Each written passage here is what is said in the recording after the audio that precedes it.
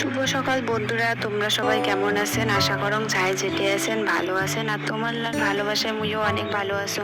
তো আজকে সকাল সকাল ব্লগটা শুরু করে দিলাম। তো আজকে আমি অনেকদিন পর রান্না করে দিচ্ছিলাম, রান্না করি আর কি। তো ভাবলাম একটা ভিডিও করা যাক এই রান্নারই। তো মাছটা মুই একটা বৌদির দ্বারাই কাটি নিলাম, কারণ মুই মাছ কাটির পাং না। তো মাছ কাটা ওদিন বৌদি মাছটা কাটতে কাটতে ততক্ষণে এদিন মুই ভাতটা বসে দিয়ে দিলাম।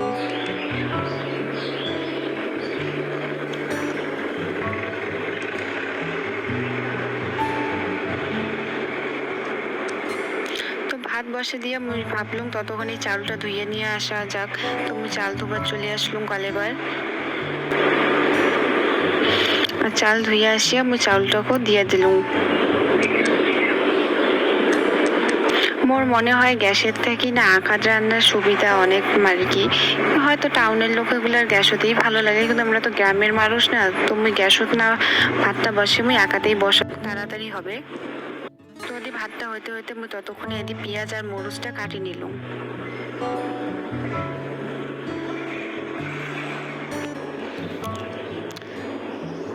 তো মোর ভাত হয়ে গেল, তারপর আমি ভাতটা নামিয়ে কড়াইটা আর কি বসালুম।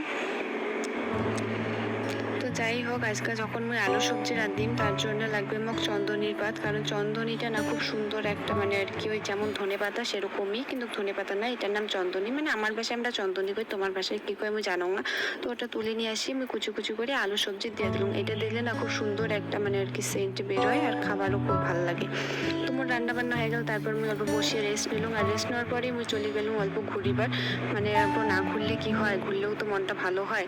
তো টাটা, দেখা হচ্ছে পরের ভিডিও। ভালো লাগলে আমার চ্যানেলটা অবশ্যই সাবস্ক্রাইব করে দিবেন।